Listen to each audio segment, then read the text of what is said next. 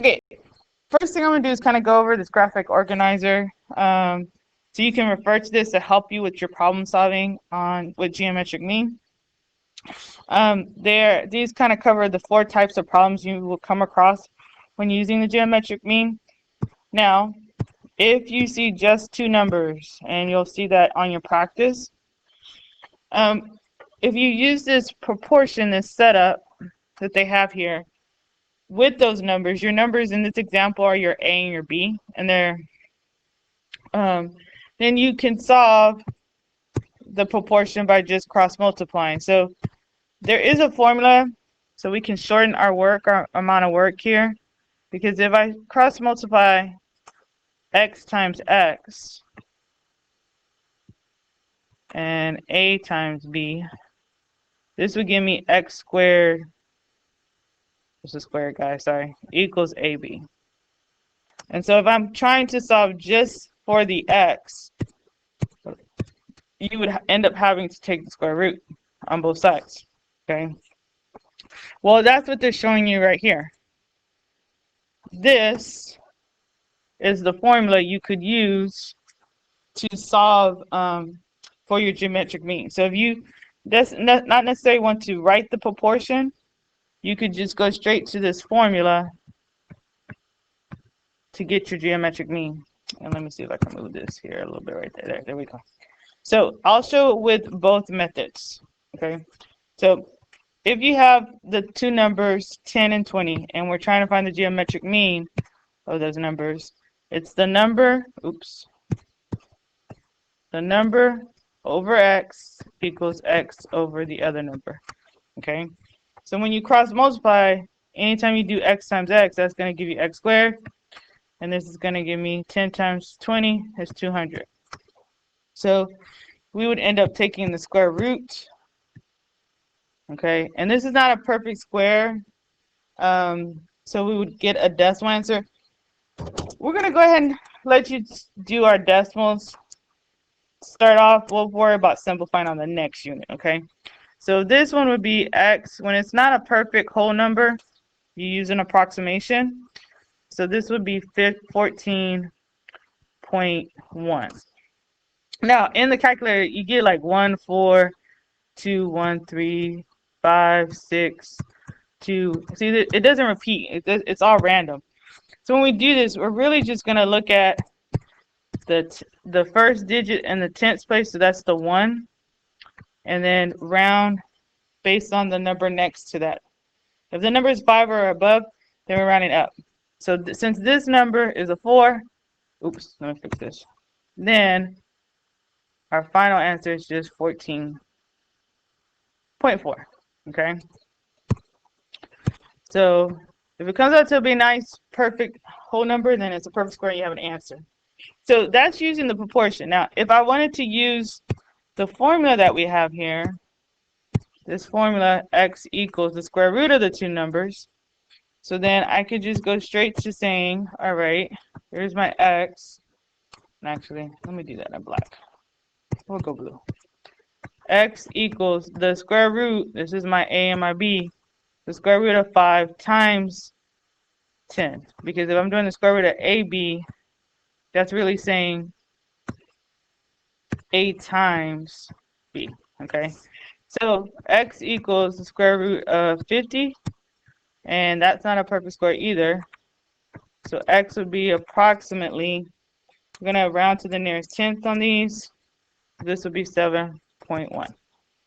Okay, so that's your 2 number rule. So you can do either one, the proportion, or you can go straight to your formula. It's up to you. Now, altitude.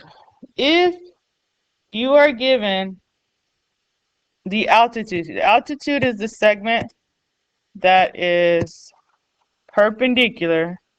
The reason why I know it's perpendicular because I have that box to the hypotenuse. Okay, and it's connected to the vertex, the other vertex, the corner.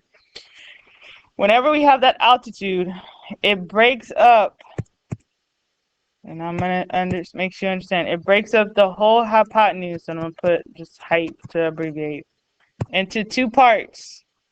These parts are also legs in the smaller triangles, okay? But just so we understand, this is a part, I'm gonna put a P here, a part of the hypotenuse, and this is a part of the hypotenuse. We add the two parts that give us the whole hypotenuse. So we have a method which we call the heartbeat method. So the reason why we call it heartbeat, okay, because think of it, I'm gonna say heartbeat method. Think of like if someone was reading your heart on the EKG machine, you know, it would hopefully go boop, you know, and then boop, boop, right? These are not accurate. Boop. You know, that's your little heartbeat, right? We don't want that. Oh, somebody, let's, you know, get the paddles. We don't need that. We just want the heartbeat. So if, let me just fix this again. Sorry, we're gonna stop right there. If I were to draw this little heartbeat on my triangle, it helps me set up the parts. Because when I originally drew it, I went over a leg, so that's why they have this leg written right here.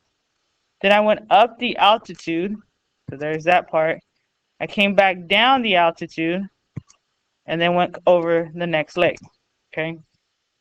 Another way you could think of it is because, remember, you have those two parts in the part of the hypotenuse. Another formula we kind of use is what we call like a little, your heart, like, I can't think of the word, but PAPS, you know, so it would be the part over the altitude, which equals the altitude over the other part, okay? So what we're going to do here is we're going to use the heartbeat method to find the Z, because your Z is the altitude. This piece that we're trying to locate is the altitude. I'm just going to abbreviate that. And anytime we're trying to find the altitude or we are given a measure of the altitude, we use heartbeat. So the way it works, you go across this little part. So that we start off with 3. You go up the altitude, so that's over Z. Come back down, so that's over Z, and come across that part to make that heartbeat. So that's over 9. So 3 over Z equals Z over 9. All right, so now all we're going to do is cross multiply to solve this. This will be Z squared equals 27. And then we're going to take the square root of that. So I'm going to come over here. Z is going to be, because it's not a perfect square.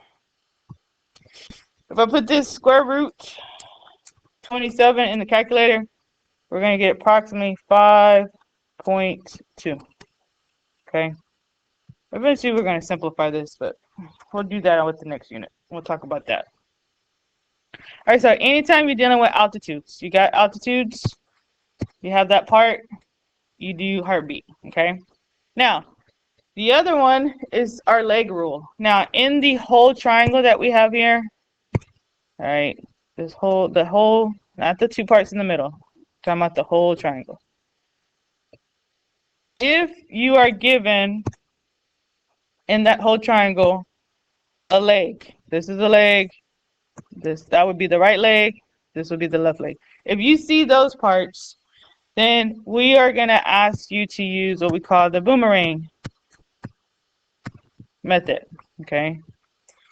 The boomerang method gets its name, its association from a boomerang. I'm not sure if y'all seen a boomerang, but it's supposed to be when you throw them, it goes, maybe hits a person or something. It's supposed to be a weapon.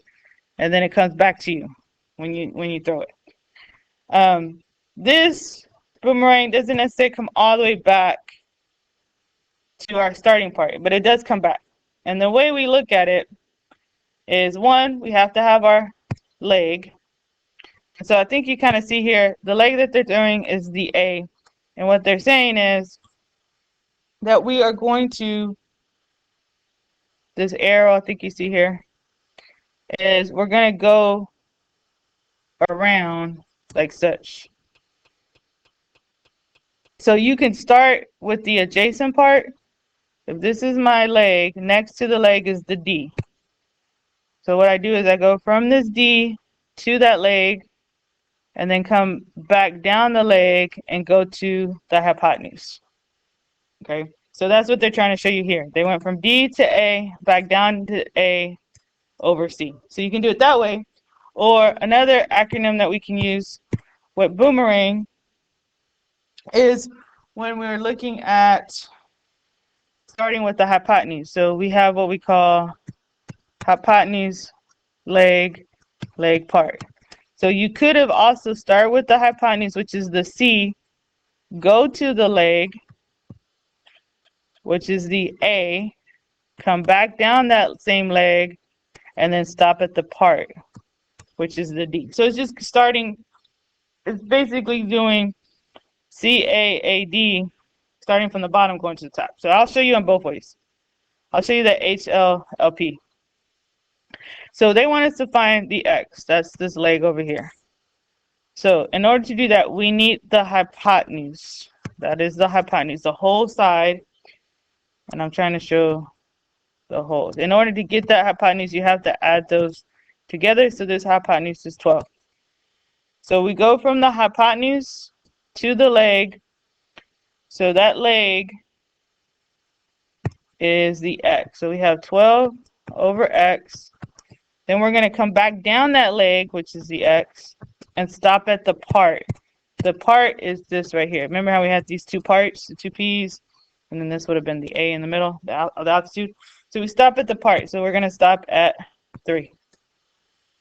When you cross multiply, you have X squared equals 36. And then when you take the square root of that, you're going to end up with, this is a perfect square, X equals 6. Okay. So I can do the boomerang to the left, or I can do it to the right. So if I'm looking at this example, because we're doing this leg on the right side, you go to the adjacent part. The adjacent part is the part right next to it, which is this E. So I would, for my boomerang, I would go to E to that B, come back down to the leg, and then go all the way through the hypotenuse. And that's what they're kind of trying to show you. Or you can use your H over L equals L over P. If you remember those parts, then you can just substitute the value you have for those parts. So like on here, my diagram, this is a P, this is a P, this is the H, okay?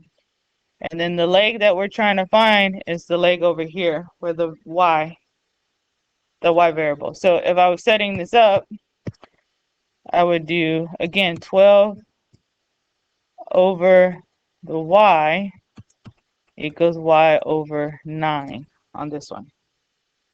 Okay, so here we would get Y squared equals 108. And then you would take the square root of that. And this is not a perfect square. Oops. Sorry. It's like, yeah, 10.4. So Y is approximately 10.4. Okay. So all we wanted you to do after you have these 4 methods, this graphic organizer, is see if you can pick the correct method to use. How do you know what rule to use? Okay. So on this first triangle, what rule do we use? How do we know? This one you're going to use Pythagorean Theorem. And I'm going to abbreviate that, sorry. That is where it says a squared plus b squared equals c squared. How do we know to use that rule? Because you only have the outside numbers. You have no altitude, okay? And I guess I'm going to say because BC, there's no altitude drawn. Okay, the altitude, that's that segment that would have to be drawn like that to the hypotenuse that's perpendicular. Because that doesn't exist, it's straight Pythagorean theorem. Now, on this triangle, because the altitude is drawn, this one, hopefully you can see, oops, I meant to, yeah. This one is the heartbeat one. So this one would be heartbeat. And how do we know to use heartbeat? Because, because you're given the altitude. We don't necessarily know the value, but it is drawn. It's given to you. All right, now, on this last one, yes, this is the altitude. It is drawn, but all our values, our variables, are what we're going to use is on the outside. So this, because we are trying to find a leg here, and I probably should just put that as L. And these are our parts, okay? This one would be boomerang. All right, oops, I spelled that wrong. That's horrible. Okay, and how do we know? How do we know what rule to use? Because we are given the leg, all right? So if you just kind of use this diagram down here, altitude rule is like heartbeat, anytime you're trying to find the altitude, and the leg rule, that's like boomerang, all right? All right, so that takes care of that. And so what we're going to do, if you go on, just hit the right arrow, we'll go to the playlist for your practice. So I'm not going to, this is what's due. You have 20 questions. I'm not going to go over all of them. I'm just going to hit a couple in each section, give you some hints, and to make sure you're on the right track. All right.